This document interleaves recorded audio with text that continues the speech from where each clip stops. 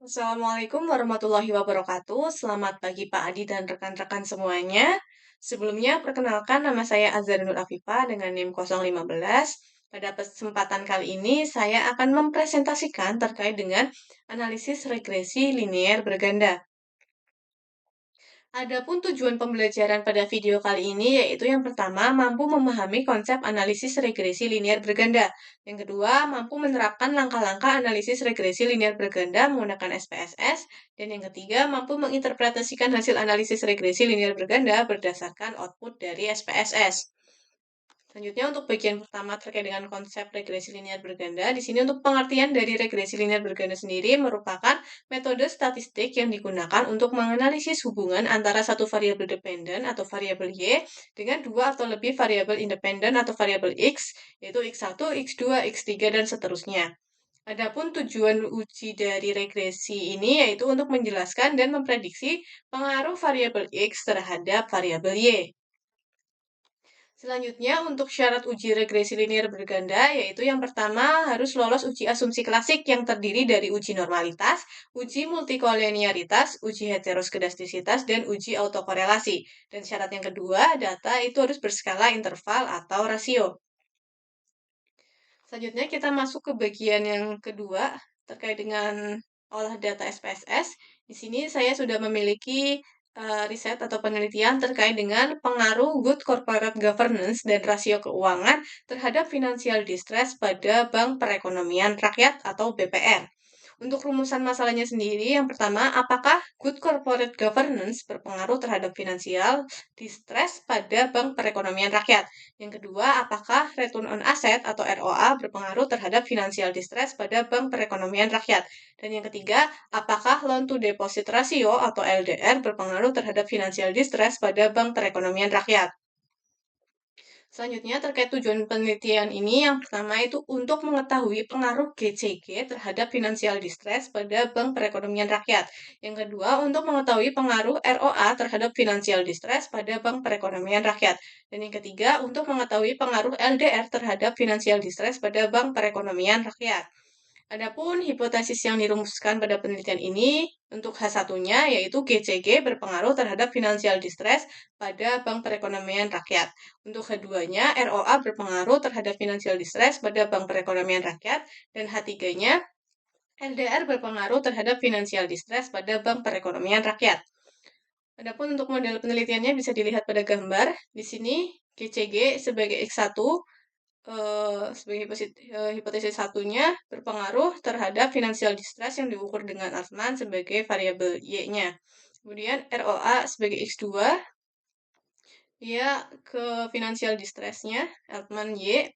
Untuk X3-nya itu LDR, dia ke financial distress Y-nya. Jadi di sini ada 3 hipotesis. Nah, untuk teknik analisis datanya, yang pertama itu ada nanti statistik deskriptif, yaitu bertujuan untuk menjelaskan dan menggambarkan objek penelitian yang disajikan dalam bentuk nilai minimum, maksimum, rata-rata, dan standar deviasi.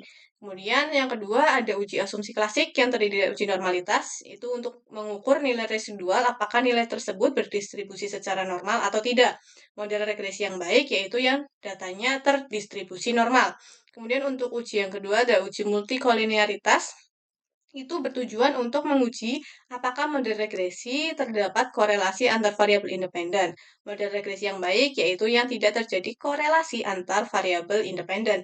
Kemudian yang ketiga dari uji asumsi klasik itu ada uji heteroskedastisitas, yaitu untuk menguji apakah dalam model regresi terjadi ketidaksamaan varians dari residual satu pengamatan ke pengamatan yang lain. Model regresi yang baik yaitu yang homoskedastisitas atau yang tidak terjadi heteroskedastisitas. Dan yang terakhir dari uji asumsi klasik yaitu uji autokorelasi, yaitu untuk menguji apakah dalam model regresi terdapat korelasi antara kesalahan pengganggu pada periode T dengan periode T-1. Model regresi yang baik yaitu yang bebas dari asumsi autokorelasi. Kemudian untuk analisis regresi linear berganda pada penelitian ini digunakan untuk menguji pengaruh 3 variabel independen terhadap satu variabel dependen. Di sini untuk model atau persamanya Y sama dengan A plus B1X1 plus B2X2 plus B3X3 plus E, di mana Y adalah variabel dependen, A-nya konstanta, B-nya koefisien regresi, X-nya variabel independen, dan E-nya error.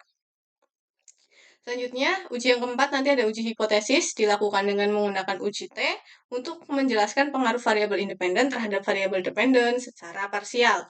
Kemudian nanti juga ada uji kelayakan model, itu bertujuan untuk menganalisis apakah model regresi sudah sesuai dengan kriteria ketetapan atau fit atau tidak. Kemudian yang terakhir ada uji koefisien determinasi, yaitu dilakukan untuk mengukur seberapa besar variabel independen mampu memengaruhi variabel dependen. Oke, selanjutnya kita masuk ke olah datanya. Di sini saya sudah memiliki data dalam bentuk file Excel. Kemudian saya juga sudah memiliki aplikasi SPSS versi 27. Di sini datanya jumlahnya ada 74 BPR untuk tahun 2023. Sini ada variabel X1-nya GCG, X2 ROA, X3 LDR, dan Y-nya financial distress yang diukur menggunakan Altman. Oke, di sini kita copy dulu datanya dari file Excel. Kita pindahkan. Kita copy. Kemudian di SPSS-nya kita klik Data View. Kemudian kita paste. Di sini dicek datanya sudah lengkap 74. Kemudian kita ke variable view. Kita edit namanya di sini dia X1, kemudian X2, X3 dan Y. Labelnya X1 adalah GCG, X2 adalah ROA, X3 adalah LDR, dan Y-nya adalah Altman. Oke, kalau sudah, kita langsung ke uji yang pertama, itu ada statistik deskriptif. Caranya, kita ke analyze, kemudian ke deskriptif statistik, kemudian kita ke deskriptif. Nah, di sini kita masukkan semua variabel ke kolom variables. Untuk optionnya, kita pastikan mean, standar deviasi, minimum, dan maksimum sudah terchecklist. Kemudian continue, lalu oke. Nah, ini untuk outputnya. Di sini N atau jumlah datanya ada 74, kemudian ada nilai minimum, nilai maksimum, min, dan standar deviasi. Jika dilihat secara sekilas, nilai standar deviasi seluruh variabel ini lebih kecil daripada min-nya. Nah, ini bisa menjadi salah satu indikator atau tanda bahwa data kita sudah berdistribusi normal. Nah, untuk membuktikannya, kita lakukan uji asumsi klasik yang pertama, yaitu uji normalitas. Di sini kita kembali ke data, kemudian kita ke analyze, kita ke regression, kita pilih linear. Nah, di dependennya kita isi Altman sebagai variabel dependennya. Kemudian variabel X-nya kita masukkan ke independen. Nah, di sini statistik kita pastikan estimate dan model fit sudah terchecklist. Kemudian klik continue. Di plots-nya kita pilih histogram dan normal probability plot. Kemudian klik continue. Nah, di save-nya kita pilih unstandardized di kolom residualnya. Lalu kita klik continue, klik OK.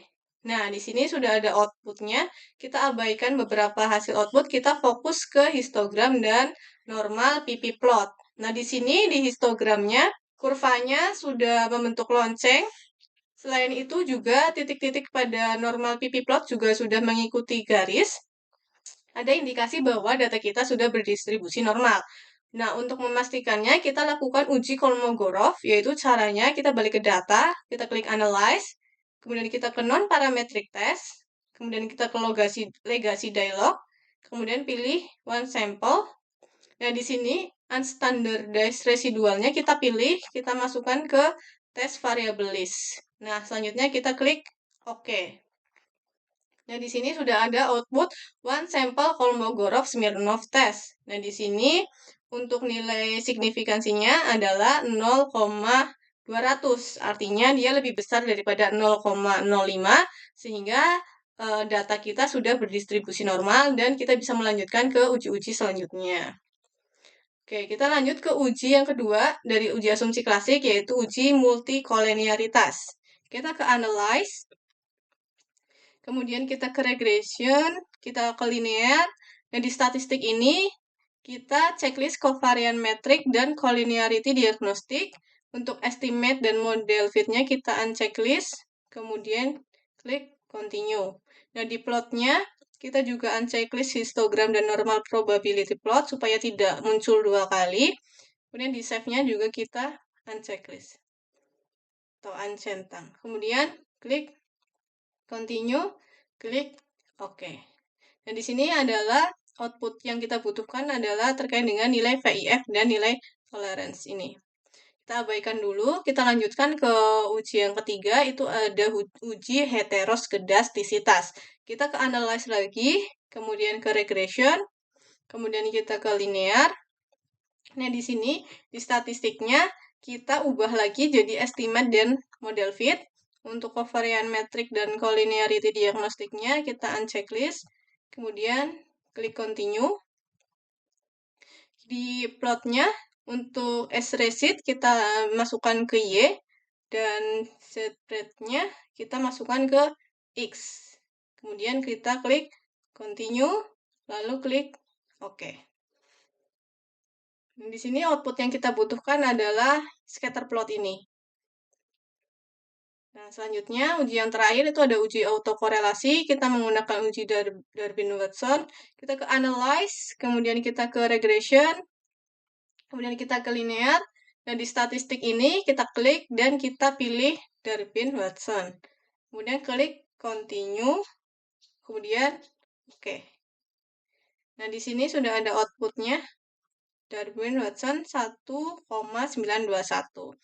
Oke, semua uji sudah kita lakukan. Sekarang adalah kita melakukan interpretasi hasil dari uji SPSS-nya. Nah, di sini sudah saya rangkumkan untuk hasil SPSS-nya. Yang pertama terkait dengan uji statistik deskriptif. Kita ambil dari data pertama kali yang ini, yang kita ujikan. Kita copy ke sini. Nah, di sini dapat lihat bahwa untuk N atau jumlah datanya ada 74, kemudian ada nilai minimum, maksimum, min, dan standar deviasi dari masing-masing variabel. Kemudian kita masuk ke uji asumsi klasik. Yang pertama ada uji normalitas, kita ambil dari SPSS. Uji yang hasil histogram dan normal PP plot, dan juga uji sampel Kolmogorov-Smirnov test. Nah, di sini bisa kita lihat bahwa untuk histogramnya dia sudah membentuk lonceng. Kemudian untuk normal PP plotnya juga datanya sudah mengikuti garis. Dan dari hasil uji Kolmogorov sendiri nilai signifikansinya adalah 0,200, yang mana nilai ini lebih besar dari 0,05, sehingga dapat disimpulkan bahwa data kita ini sudah berdistribusi normal, sehingga sudah memenuhi uji asumsi normalitas. Kemudian analisis yang kedua terkait dengan uji multikolinearitas, kita ambil dari hasil uji VIF ini di SPSS. Dia tabel koefisien, kita copy ke sini. Nah, di sini ada nilai VIF dan nilai tolerance, di mana syaratnya adalah VIF ini kurang dari 10 dan nilai tolerance itu lebih dari 0,01. Dan dapat dilihat bahwa nilai VIF itu seluruh variabel kurang dari 10, dan untuk nilai toleransinya itu seluruh variabel lebih dari 0,1, sehingga dapat disimpulkan bahwa tidak terjadi korelasi antar variabel independen sehingga lolos uji multikolinearitas.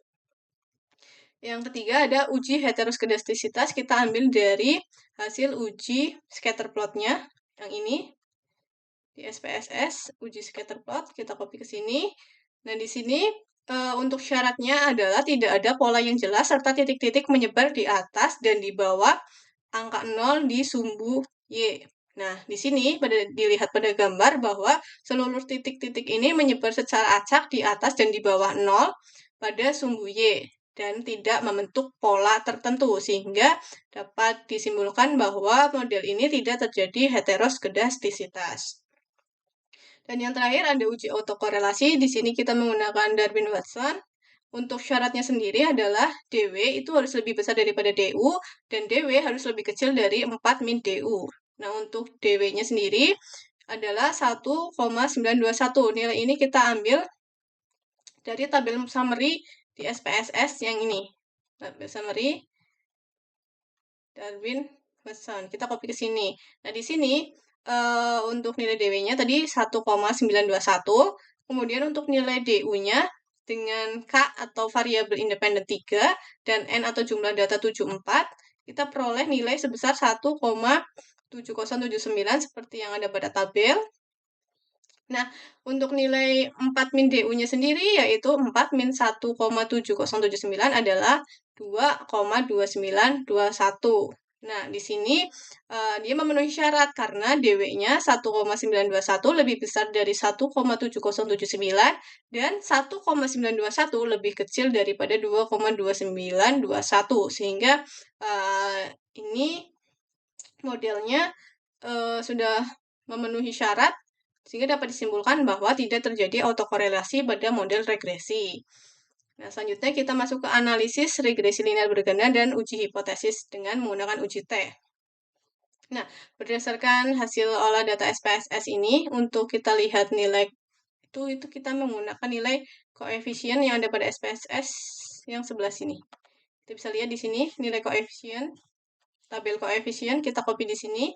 Nah, selanjutnya kita analisis bahwa untuk persamaannya kita bisa peroleh yaitu Y sama dengan min 1219 di sini ditambah 0,404 GCG ditambah 0,177 ROA ditambah 0,018 LDR plus E. Untuk interpretasi persamaannya, yang pertama, konstantanya itu tadi minus 1,219.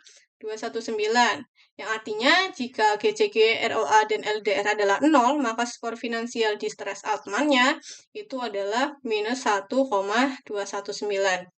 Kemudian untuk koefisien GCG-nya tadi 0,404, artinya setiap kenaikan satu satuan GCG akan meningkatkan skor Altman sebesar 0,404 dengan asumsi variabel lain konstan. Kemudian untuk koefisien ROA-nya 0,177, artinya setiap kenaikan satu satuan ROA akan meningkatkan skor Altman sebesar 0,177 dengan asumsi variabel lain adalah konstan. Kemudian untuk koefisien LDR-nya, dia 0,018, artinya setiap kenaikan satu satuan LDR akan meningkatkan skor Altman sebesar 0,018 dengan asumsi variabel lain konstan. Untuk hasil uji hipotesisnya sendiri, di sini untuk GCG itu nilai signifikansinya adalah sebesar 0,093, bisa dilihat pada tabel 0,093. Nilai ini lebih besar dari 0,05, sehingga variabel GCG ini tidak berpengaruh terhadap financial distress, sehingga H1-nya ditolak. Kemudian untuk ROA-nya sendiri, nilai signifikansinya adalah sebesar 0,00, yang mana nilai ini lebih kecil daripada 0,05. Sehingga dapat disimpulkan bahwa ROA ini berpengaruh terhadap financial distress, sehingga H2 diterima. Dan untuk yang LDR ini nilai signifikansinya adalah sebesar 0,000. Yang mana nilai tersebut itu lebih kecil daripada 0,05.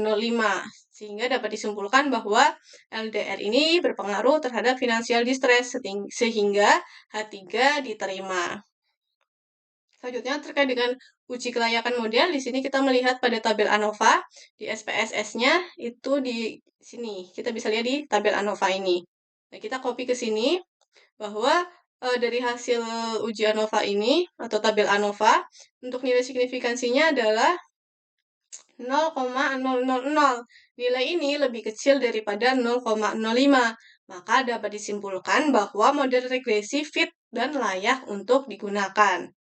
Dan yang terakhir itu ada uji koefisien determinasi. Ini kita ambil bisa dari tabel model summary yang ini. Kita copy ke sini, di mana kita fokus ke nilai adjusted R-square-nya. Hasil adjusted R-square menunjukkan nilai sebesar 0,373. yang artinya bahwa variabel financial distress dapat dijelaskan oleh variabel GCG, ROA, dan LDR sebesar 37,3%. Sementara sisanya sebesar 62,7% dijelaskan oleh variabel lain di luar penelitian ini. Jadi dapat disimpulkan bahwa dari 3 hipotesis yang kita rumuskan pada penelitian ini, yaitu H1, H2, dan H3, di mana hasilnya menunjukkan bahwa H1 itu ditolak karena nilai GCG-nya itu lebih besar daripada 0,05. Sedangkan untuk H2, ROA berpengaruh terhadap financial distress itu diterima karena hasil signifikannya itu kurang dari 0,05. Nah, untuk hipotesis H3-nya terkait LDR berpengaruh terhadap financial distress itu diterima karena nilai signifikansinya tadi itu lebih kecil dari 0,05. Hasil ini bisa dilihat di tabel berikut ini. Jadi dari ketiga variabel independen, untuk variabel ROA dan LDR itu diterima, atau hipotesis H2, H3-nya diterima, sedangkan H1 terkait GCG itu ditolak. Sedangkan untuk besarnya pengaruh variabel independen terhadap besarnya pengaruh variabel independen terhadap variabel dependen adalah sebesar 37,3%. Sisanya dijelaskan oleh variabel lain yang tidak diteliti pada riset atau penelitian ini. Mungkin itu saja yang dapat saya sampaikan pada kesempatan kali ini. Mohon maaf apabila terdapat kesalahan dalam penyampaian ataupun penyajian materi. Terima kasih. Wassalamualaikum warahmatullahi wabarakatuh.